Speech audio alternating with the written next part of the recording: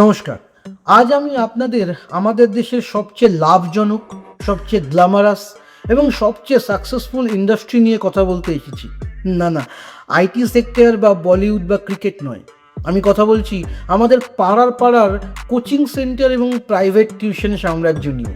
একটা সময় ছিল যখন বাচ্চারা বিকেলবেলা মাঠে গিয়ে ফুটবল খেলতো। আর এখন বাচ্চারা বিকেল 4টে থেকে রাত 9টা পর্যন্ত পিঠে একটা 4 কেজির ব্যাগ ঝুলিয়ে এক কোচিং থেকে অন্য কোচিংয়ে মাইগ্রেট করে।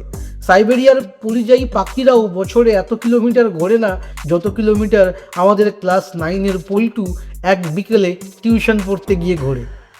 এখন তো অবস্থা এমন দাঁড়িয়েছে যে বাচ্চা জন্মানোর পর বাবা মা হাসপাতালের বিল দেওয়ার আগেই বুকিং করে ফেলে, ডাক্তারবাবু পাশের পাড়ার ফাটাফাটি ফিজিক্স স্যারের ব্যাচে আমার ছেলের সিটটা একটু কনফার্ম করে দিন না।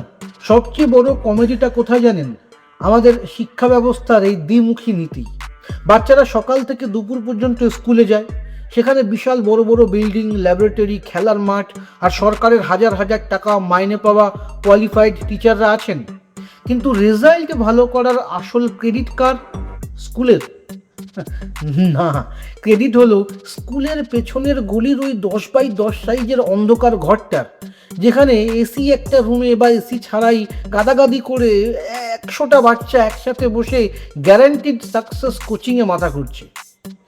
স্কুলের টিচাররা বেশিরভাগ ক্লাসে এসে বলেন, এটা টিউশনে বুঝে নিস, আর টিউশনের স্যার বলেন এটা স্কুলে করিয়ে দেবে।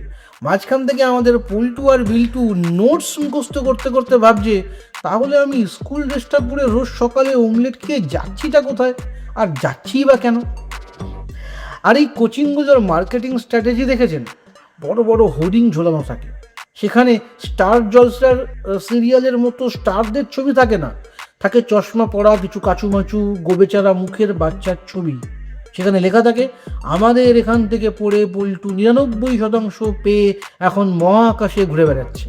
সেই ছবি দেখে বাবা মায়েদের বুক ধরফর শুরু হয়, ওরে বাবারে, ওর ছেলে মহাকাশে গেল, আমার ছেলে এখনো পাড়ার রকে বসে ফুচকা খাচ্ছে, চল ওরেও ওই কোচিংয়ে ভর্তি করি। এবার আসি প্রাইভেট টিউশনের কথায়। আজকাল টিউশন আর প্রাইভেট নেই, ওটা হয়ে গেছে পাবলিক টিউশন। এক একটা ব্যাচে এত ভিড় থাকে যে পেছনের বেঞ্চের ছেলেটা স্যারের গলার আওয়াজও শুনতে পায় না। সেভাবে স্যার বোধহয় হিব্রু ভাষায় কথা বলছেন। আর স্যারেদের একটা মারাত্মক অস্ত্র আছে, স্পেশাল নোটস বা সাজেশন। এই সাজেশন জিনিসটা কি জানেন? এটা হলো আলাদিনের আশ্চর্য প্রদীপ।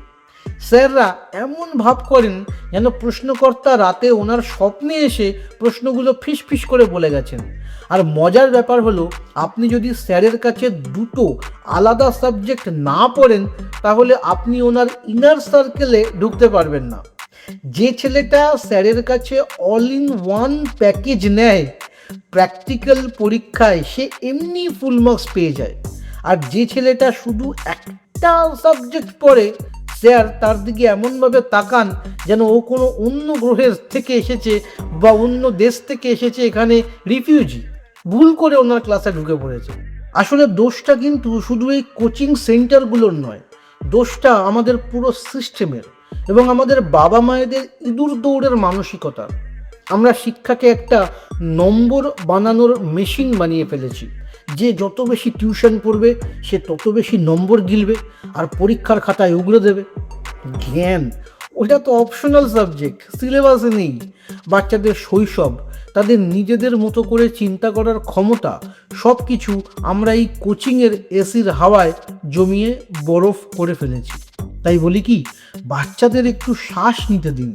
স্কুল যদি ঠিকমতো পড়াতো আর আমরা যদি শুধু নম্বরের পেছনে না ছুটে শেখার পেছনে ছুটতাম, তবে এই কোচিং সেন্টারগুলোতে প্রতি বছর কোটি কোটি টাকার ব্যবসা হতো না। আসুন শিক্ষাকে ব্যবসা মুক্ত করি, আর গাইড বইয়ের বাইরে গিয়ে বাচ্চাকে একটু আকাশ দেখতে দিই। কী ভাবছেন? আপনার ছেলেকেও আজ বিকেলে নতুন ব্যাচে ভর্তি করতে নিয়ে যাবেন তো? যান, সিট কিন্তু লিমিটেড। তাড়াতাড়ি ভর্তি করে আসুন, নইলে বাচ্চা শিখবে কি করে?